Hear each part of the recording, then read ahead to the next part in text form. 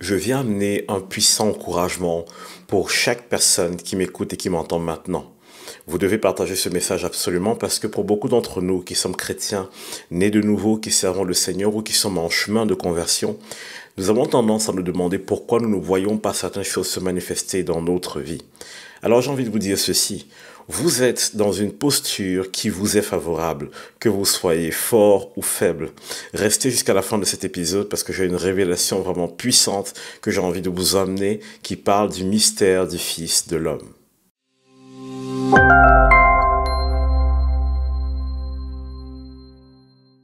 Je vous remercie pour tous ceux qui suivaient assidûment chaque épisode et c'est vraiment un plaisir, c'est vraiment une joie de voir les réponses, les retours des personnes qui m'écrivent pour demander la prière ou pour être encouragés. Dans tous les cas, c'est vraiment un plaisir pour moi de vous servir. Donc ce que vous pouvez faire en retour, c'est de partager au maximum les épisodes et peut-être de commenter, de laisser aussi des retours. C'est vraiment agréable pour moi parce que j'ai vraiment envie de développer cette plateforme pour que beaucoup de personnes puissent être sauvées. Donc n'hésitez pas à mettre des commentaires, à liker, à vous abonner. Ça fait vraiment plaisir.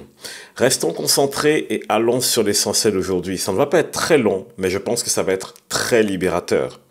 On parle du mystère du Fils de l'homme. Alors pourquoi est-ce que je vous parle du Fils de l'homme? Je ne suis pas en train d'exclure les femmes, c'est aussi Fils de la femme si vous voulez. En tout cas, le terme ici c'est Fils de l'humain, Fils de l'homme en tant qu'individu qui vit sur terre. Jésus a arboré ce titre pendant une bonne partie de sa marche sur la terre. Fils de l'homme. D'ailleurs, je pense que c'est extrêmement rare, voire quasi inexistant, des endroits où Jésus se qualifie lui-même de fils de Dieu. Généralement, il se présentait comme fils de l'homme. Et cela m'a toujours intrigué. Je me suis dit, mais pourquoi est-ce que Jésus se qualifie comme fils de l'homme? Qu'est-ce qu'il y a derrière? Il a tous les qualificatifs, il a tout ce qui indique qu'il est fils de Dieu. Il a même tout ce qui indique pour dire qu'il est Dieu. Oui, ça peut être choquant, mais Ésaïe dit que Jésus est Dieu. Jésus peut être appelé Dieu, Père éternel, Dieu tout-puissant. Mais il y a quelque chose qui est étrange. Pourquoi Jésus se présente comme fils de l'homme? En fait, c'est par rapport à vous et moi. Je vais vous amener les réponses tout de suite. Premier élément, je vous invite à réécouter les épisodes précédents, notamment l'épisode où je parle en fait du mystère du rachat des péchés. Et vous comprenez que dans les lois qui sont enseignées, une des lois spirituelles, c'est de donner quelque chose pour racheter une chose de la même nature. Ou alors, il y avait une classification de sacrifices. Certains étaient estimés très haut, par exemple un agneau d'1 an, sans tache, qui était estimé être assez bon pour pouvoir couvrir la faute du pécheur, dans le sacrifice pour l'expiation des péchés. Et en fait, quand vous ameniez un sacrifice qui permettait de couvrir totalement votre dette ou de couvrir votre faute, ben le sacrifice suffisait et c'était tout. Mais généralement, il fallait rendre quelque chose de la même nature de ce qui a été pris. Allons encore plus loin. La loi de Moïse nous dit que c'est encore plus difficile parce que parfois, il était exigé dans la loi de Moïse, non pas seulement de rendre quelque chose de la même nature, mais de donner un cinquième en plus. Ça veut dire 120%. Ça veut dire qu'il fallait donner aussi une compensation pour le dérangement. Dans tous les cas, je pense que vous avez capté ce qui se passe. Il fallait donner quelque chose en sacrifice qui soit de la même nature que ce qui a été perdu, volé ou détruit. C'est sur cette loi que s'appuie pleinement le sacrifice de Jésus. Si Jésus vient se sacrifier en tant que fils de Dieu, qui sont ceux qui entrent dans le bénéfice de ce sacrifice? Ce sont les fils de Dieu. Mais vous savez, vous et moi, que les fils de Dieu, il n'y en avait absolument pas avant, parce que personne ne pouvait être qualifié de fils de Dieu, car tous ont péché et sont privés de la gloire de Dieu. Tous ont péché et ne peuvent plus être appelés fils de Dieu. Donc le seul moyen d'être appelé fils de Dieu, c'est d'abord d'être purifié de notre péché. Donc ça veut dire dans tous les cas qu'il aurait fallu quand même qu'un fils de l'homme se sacrifie pour racheter les fils de l'homme. Donc ce qui est très intéressant de noter ici, c'est que Jésus devait se présenter sous l'apparence de fils de l'homme avec les caractéristiques d'un fils de l'homme pour pouvoir racheter des fils des hommes. Ce qui est très drôle même, si on va plus loin, c'est qu'en étudiant la parole de Dieu, je pense que l'une des rares fois, je pense que c'est dans Luc où on voit la notion fils de Dieu, c'est pour qualifier Adam. C'est même pas pour qualifier Jésus. Ça veut dire que vous et moi, nous étions fils de Dieu au départ. À cause de la chute, je vous envoie à voir la révélation sur le mystère de la chute, le mystère du péché. On se rend compte que nous avons perdu cette nature de fils de Dieu quand nous avons chuté. Et donc, tous les descendants prennent le titre de fils de l'homme. Jésus vient avec le même titre, la même posture, Fils de l'homme, pour racheter les fils des hommes.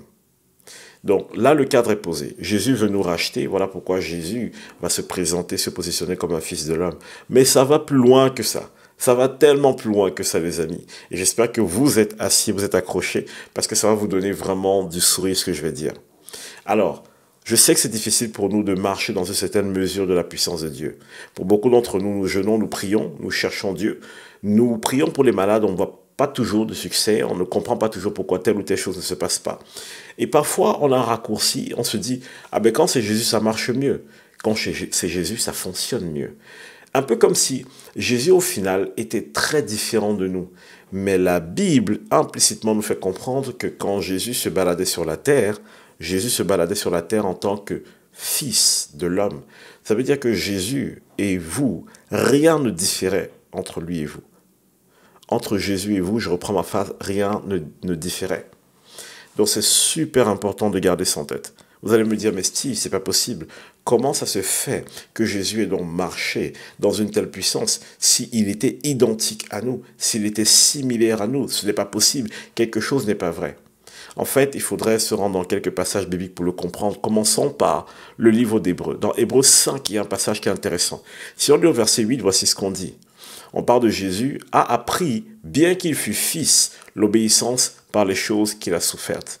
Jésus a appris l'obéissance. Comprenez bien ceci. Jésus a appris l'obéissance. C'est assez étonnant parce que on pourrait se dire, il est fils de Dieu, il est Dieu, fait homme. Pourquoi il a besoin d'apprendre? Pourquoi il a besoin de se soumettre? Pourquoi il n'a pas toute cette puissance à disposition tout de suite? Non, Jésus, comme vous et moi, est allé à l'école du dimanche, a appris à connaître la parole de Dieu. Il a grandi dans la connaissance de la parole de Dieu. Il a embrassé pleinement Dieu comme son Père. Et c'est de là qu'il a marché dans la puissance de Dieu. Il a fait toutes ces étapes, comme vous et moi. En d'autres termes, vous qui connaissez le Seigneur, parce que vous aimez Dieu de tout votre cœur, que vous faites de sa parole vos délices, que vous méditez sa parole jour et nuit, vous grandissez en stature et en sagesse, comme Jésus lui-même a grandi en stature et en sagesse. Maintenant, il y a un autre élément qui est venu rajouter le feu aux poudres. La Bible nous donne un passage qui est assez intéressant. La Bible nous dit que celui qui marche selon l'Esprit de Dieu est fils de Dieu. Ça veut dire que Jésus a appris à obéir aussi à qui? Au Saint-Esprit. Et on le voit lorsque Jésus va se faire baptiser. Le Saint-Esprit descend sur lui. Et donc Jésus reçoit le Saint-Esprit. Et Jésus apprend à marcher selon le Saint-Esprit. Le Saint-Esprit le conduit parfois dans des lieux arides. Et le Saint-Esprit le conduit parfois dans les palais des rois. Mais dans tous les cas, le Saint-Esprit l'emmène où il faut qu'il soit. Et le Saint-Esprit lui donne tout ce qu'il faut pour qu'il manifeste la puissance de Dieu sur la terre. Pourquoi je dis que c'est une bonne nouvelle pour nous? Cela signifie que lorsque nous recevons Jésus comme Seigneur et Sauveur, qu'est-ce que nous sommes en train de faire? Nous sommes en train de demander le même bénéfice du Saint-Esprit sur nous. Parce que, ayant été purifiés de nos péchés par le sang de Jésus, nous pouvons avoir accès au Saint-Esprit. Nous en parlerons pendant la période de la Pentecôte, ça va être vraiment extraordinaire. Et vraiment, dès maintenant, je suis en prière pour que le Saint-Esprit descende sur vous, dès maintenant, jusqu'à ce jour-là, pour que vous puissiez ressentir la puissance de Dieu et la manifester. Mais il y a une chose que j'aimerais que vous gardiez dans votre cœur, c'est super important. Jésus est venu comme fils de l'homme, comme vous et moi, dans toute la faiblesse de l'humanité. Jésus était fatigué, Jésus parfois était dépité, Jésus parfois avait faim. Dans tous les cas, Jésus était comme vous et moi. Il s'est dépouillé de tout ce qui faisait de lui quelqu'un de divin. Il était quelqu'un d'humain.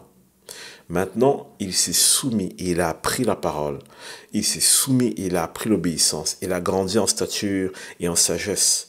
Ensuite, il a été baptisé du Saint-Esprit et il a marché dans la puissance. Ce que j'essaie de vous dire, c'est ceci. Lorsque nous choisissons de prendre ce même chemin et ce même parcours que Jésus, nous sommes sûrs d'une chose. Nous manifestons la même gloire que lui. Lorsque vous acceptez Jésus comme Seigneur et Sauveur, le mur de séparation qui vous éloignait du Père est brisé. Il tombe et désormais vous pouvez accéder à la présence de Dieu. Parce que le sang de Jésus vous purifie continuellement de tout péché. Donc il y a quelque chose de super intéressant à garder en tête. En tant que fils de l'homme, si vous vous laissez conduire par le Saint-Esprit, alors vous êtes fils de Dieu, fille de Dieu.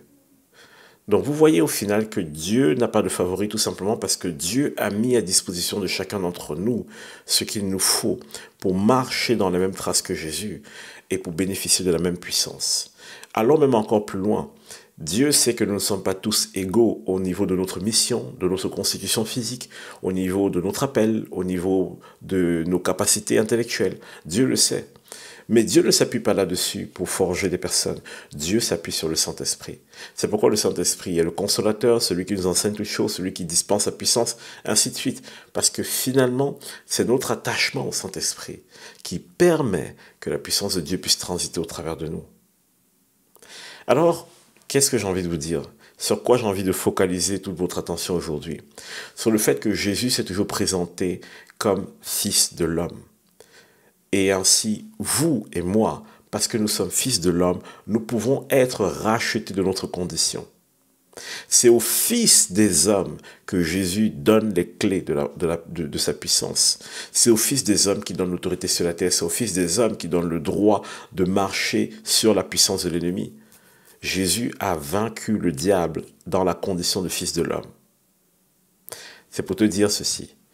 Peut-être que tu ne crois pas tout de suite ce que je te dis. Peut-être que l'ennemi t'a fait croire le contraire. Peut-être que les souffrances, le manque ou quoi que ce soit t'a fait penser que, en tant que fils ou fille de l'homme, tu ne peux pas vaincre les œuvres du diable. Mais en fait, j'ai envie de te dire, tu peux le faire. Tu en es tout à fait capable. Parce que c'est pour des fils, pour des filles, des hommes que Jésus est mort à la croix. Et c'est pour que eux puissent hériter de son esprit, afin que eux maintenant puissent être appelés fils et filles de Dieu et marcher dans la dimension de la gloire. Donc tout ce que j'ai envie de te dire pour t'encourager aujourd'hui, c'est ceci. Apprends la parole de Dieu, aime la parole de Dieu et laisse la parole de Dieu façonner ta vie. Soumets-toi à Dieu, grandis en stature et en sagesse et laisse-toi baptiser dans le Saint-Esprit. Alors tu marcheras dans la même dimension que le Fils de l'homme, qui en fait était Fils de Dieu, qui en fait était Dieu ferme. Jésus-Christ. Donc j'espère que tu es encouragé, j'espère que tu vas envoyer cet épisode à d'autres pour les encourager, que tu vas laisser des commentaires, mais j'ai envie de te dire ceci, souviens-toi, peu importe ta condition, tu n'es pas disqualifié pour marcher dans la gloire de Dieu, parce que Jésus est mort pour des fils d'hommes, et toi tu en fais partie, et c'est pourquoi tu peux aujourd'hui, par ta confiance dans la parole de Dieu, dans Dieu lui-même, dans le Fils et dans le Saint-Esprit, marcher dans la même dimension de gloire que Jésus-Christ, Fils de l'homme, Fils de Dieu.